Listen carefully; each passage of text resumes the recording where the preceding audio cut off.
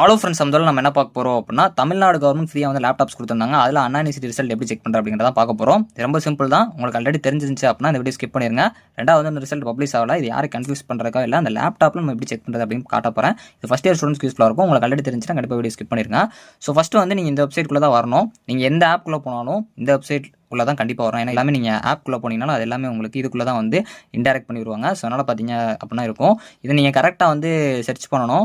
Suppose வந்து நீங்கள் COE1 அப்படின்னு சொல்லி போட்டிங்க அப்படின்னா இந்த இதில் வந்து ஃபர்பிட்டன் அப்படின்னு சொல்லி வரும். ஸோ கரெக்டாக நீங்கள் செக் பண்ணிங்க அப்படின்னா உங்களுக்கு இந்த சைட் வந்து வந்துடும்.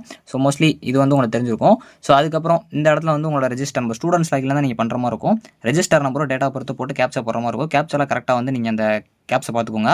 ஸோ ரெஜிஸ்டர் நம்பர் கூட டேட்டா பர்த் பொறுத்த வரைக்கும் நீங்கள் என்ன பண்ணணும் அப்படின்னா, இப்போ 2 நம்பர் போகிறீங்க அப்படின்னா அதுக்கு முன்னாடி 0 சேர்த்துக்கணும். எல்லாத்துக்கும் தெரியும். மைனஸ் தான் கண்டிப்பாக போனது. அந்த ஸ்லாஷ் தான் போடணும். உங்களோட கீபோர்டில் இந்த இடத்துல மைனஸ் இருக்கும். இதை தான் நீங்கள் யூஸ் பண்ணணும். ஸோ நீங்கள் வந்து ஸ்லாஷ் யூஸ் பண்ணக்கூடாது. ஸோ போட்டு உங்களோட டேட்டா பர்த் போடலாம். சிங்கிள் டிஜிட்டாக இருந்தால் 0 போட்டுக்கோங்க. ஸோ இப்போ ஃபுல் டீட்டெயில்ஸ் நீங்கள் என்டர் பண்ணிக்கோங்க. Register number, data birth, captcha உங்களுக்கு கேட்கல அப்படின்னா இந்த இடத்துல ப்ளே கொடுத்தீங்கன்னா அது ப்ளே ஆகும். நீங்கள் கொடுத்ததுக்கப்புறம் கீழே லாகின் அப்படின்னு சொல்லி ஒரு ஆப்ஷன் இருக்கும். அந்த லாகினை நீங்கள் கிளிக் பண்ணிட்டீங்க அப்படின்னா உங்களுக்கு வந்து உங்களோட டீட்டெயில்ஸ் வந்துடும். இது ஃபஸ்ட் இயரோட நான் ரெஜிஸ்டர் நம்பர் போட்டு செக் பண்ணுறதுனால இங்கே இப்போதைக்கு பார்த்தீங்க அப்படின்னா நம்மளுக்கு எக்ஸாம் ஷெடியூல் எல்லாமே வந்து பார்த்தீங்க அப்படின்னா பிளாங்காக இருக்கும். ஏன்னா உங்களுக்கு ரிசல்ட் பப்ளிஷ் ஆகல. ரிசல்ட் பப்ளிஷ் ஆச்சு அப்படின்னா இங்கே எக்ஸாம் ரிசல்ட்ஸ்னு இருக்கும். ஸோ அதில் வந்து பார்த்தீங்க அப்படின்னா உங்கள் ரிசல்ட் வந்து வந்துடும். இப்போதைக்கு ரிசல்ட் பப்ளிஷ் ஆகல. ஜஸ்ட் வந்து நம்ம கவர்மெண்ட் லேப்டாப்போட ஸ்பீட் எப்படி இருக்குது, ரெண்டாவது வந்து பார்க்கணும்னா எப்படி பார்க்குறது அப்படிங்கிற மட்டும் தான் சொல்லியிருக்கேன். இன்னும் ரிசல்ட் பப்ளிஷ் ஆகல. தேங்க்ஸ் ஃபார் வாட்சிங்.